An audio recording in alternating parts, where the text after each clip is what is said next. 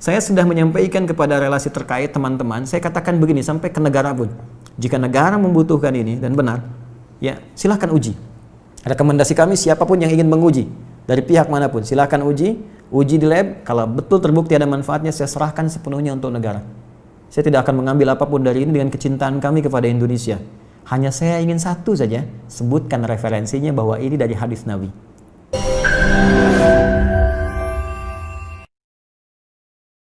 Jangan lupa subscribe, like, and share.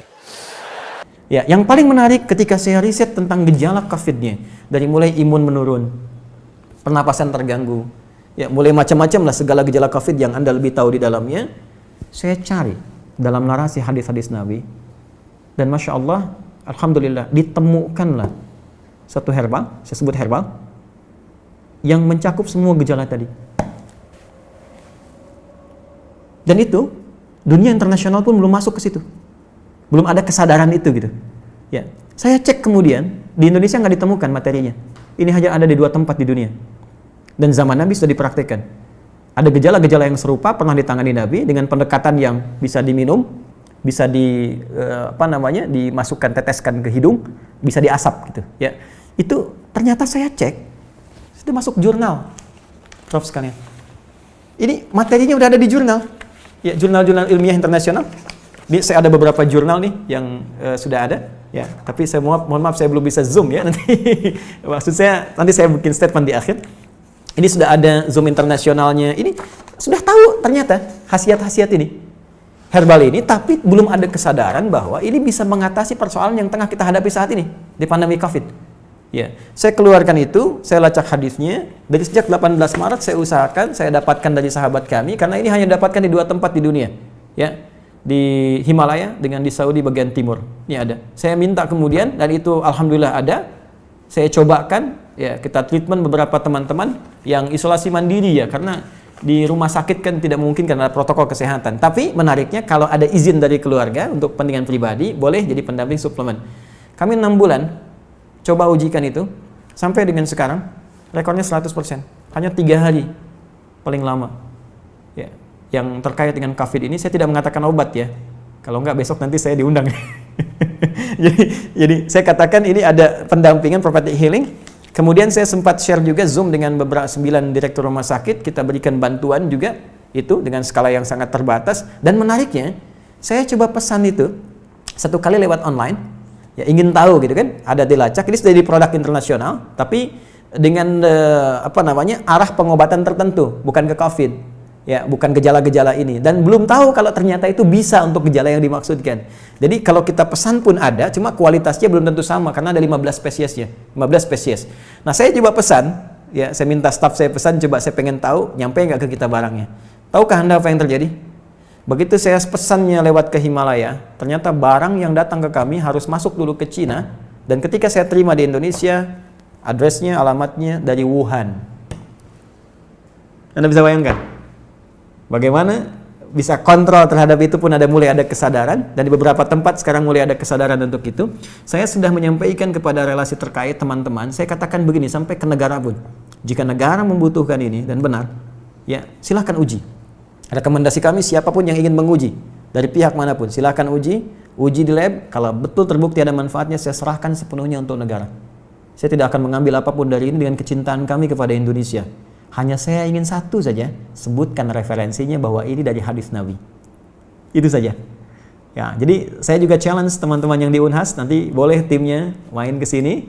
Anda boleh analisis, saya serahkan nanti jurnal-jurnalnya, dipelajari dan sebagainya, hadis-hadisnya, tapi infonya kami sudah 6 bulan melakukan treatment dengan pendekatan prophetic healing ini dan hatinya 100% sampai dengan hari ini. Alhamdulillah, termasuk kemarin yang di media-media yang diinfokan kolega-kolega pejabat-pejabat ada yang kami support itu dan mereka menginfokan juga sangat luar biasa. Ini bisa juga untuk diabetes bisa.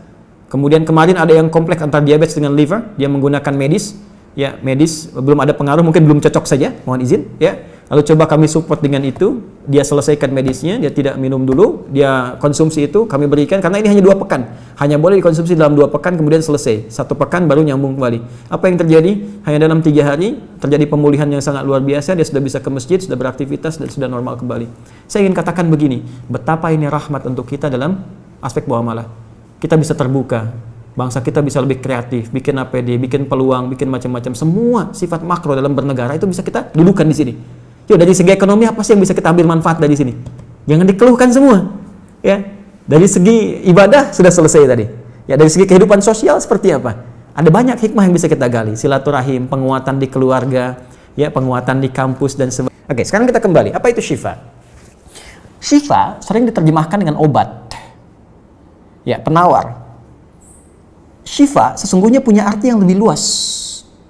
Ya, obat itu di dalam Al-Quran, bahasa diksi Al-Quran, juga hadis, bahkan standar bahasa Arab biasa, itu setidaknya punya dua, ya, diksi dari dua kasus yang terjadi.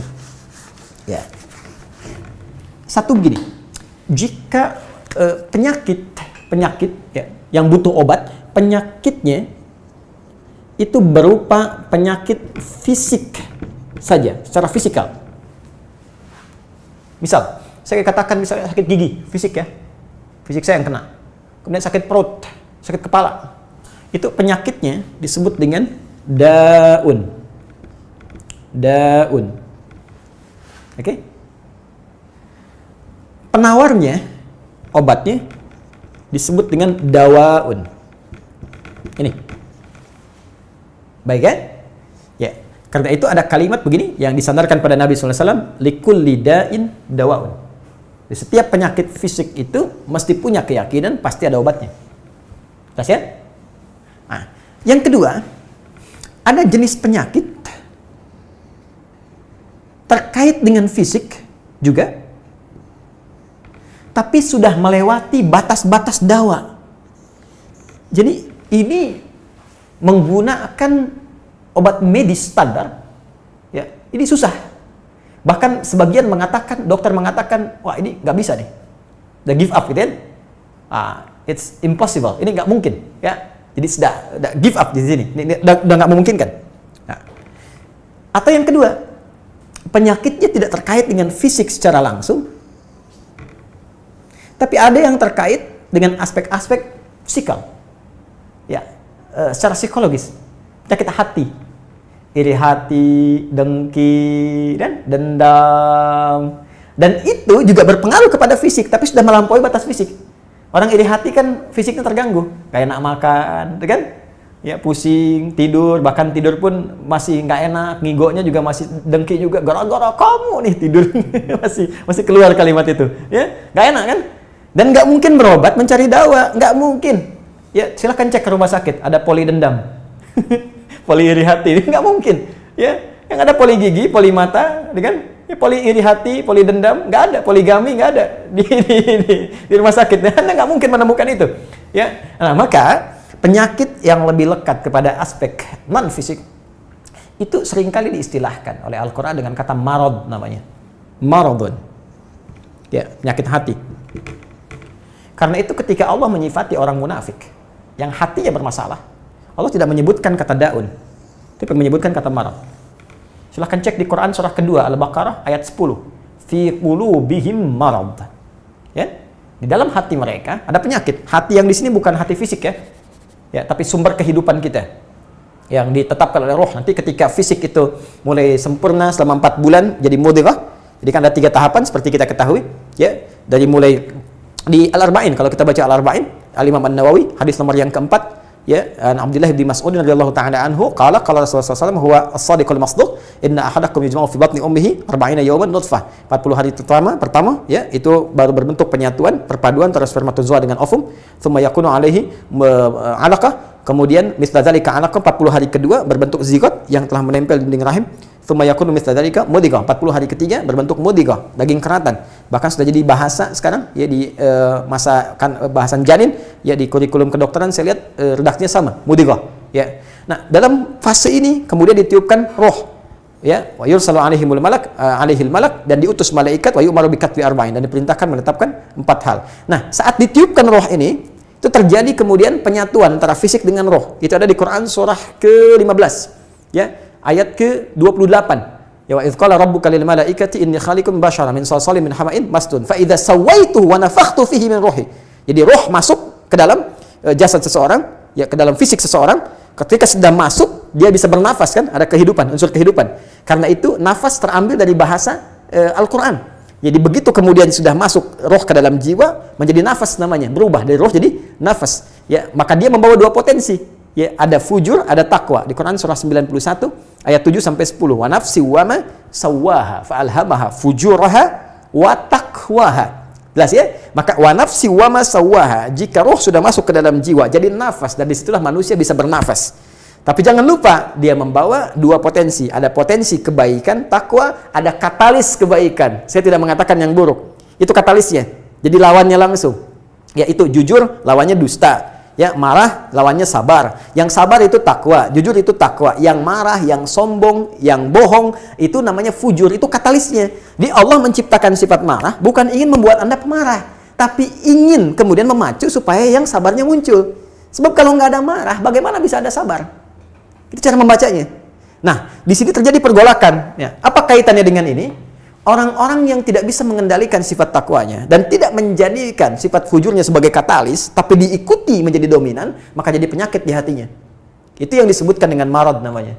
Ya, itulah yang memunculkan penyakit riya, pamer, gitu kan? Sum'ah, ingin didengar orang, sombong turunannya, ya, kemudian dendam dan sebagainya. Ini marad. Marad ini dan penyakit yang sudah melewati batas fisik, kalaupun terkait dengan fisik, nggak ada obatnya dari dawa. Yang ada hanya syifa. Syifa. Maka jika ada orang tertentu yang terkena penyakit fisik yang sudah di luar batas dawa, yang medis misalnya udah nggak bisa nih, ini nggak mungkin, maka beralihlah dari dawa ke syifa. Ini yang pernah dilakukan oleh Nabi Ayyub alaihissalam. Ketika diuji dengan penyakit, Allah contohkan langsung supaya kita bisa meniru. Bukankah ayat ini turun ketika Nabi diuji dengan penyakit? Ya, supaya memohon kepada Allah. Jadi kan Nabi Ayub kan divonis dengan penyakit yang tidak pernah diderita oleh orang sebelum beliau, tidak akan dirasakan oleh orang setelahnya. Yang paling menarik apa yang dilakukan? Ketika semua mengatakan nggak mungkin, lalu turun kemudian gambaran dari Allah. Quran surah ke-21 ayat 83 sampai 84. Wa ayyuba, pakai fathah loh, bukan dhamma, bukan kasrah. Ya, fathah itu menunjukkan sesuatu di masa lalu untuk dibuka bagi orang di masa depan. Ya, fathah itu dibuka. Itu ilmu lughahnya. Saya spesialisasi di bahasa Arab. Jadi di antara makna itu fathah, kenapa ada fathah, ada dhamma, ada kasrah, itu ada maknanya. Wa ayyuba, dan kami buka kisah Ayub di masa lalu sebagai inspirasi untuk orang di masa depan. Idnada rabbahu anni masanni yadhurru wa anta arhamur rahimin. Ketika beliau mulai meninggalkan opini manusia dan mulai kembali kepada Allah dengan sangat kuat untuk spesifik memohon kesembuhannya. Ya Allah, penyakit ini sudah mengganggu saya. Untuk ibadah, itu poinnya.